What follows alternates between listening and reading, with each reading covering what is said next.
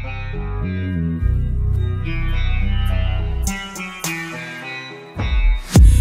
lang laban, walang atrasan.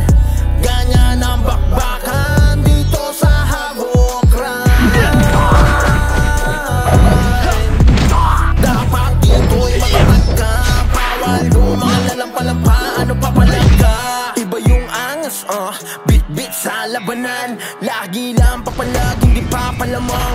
Kaya matakyan ang palaban. Dahil alam mo na bawat klase ay balanse. Kaya pumatay, pagalingan dito umatake.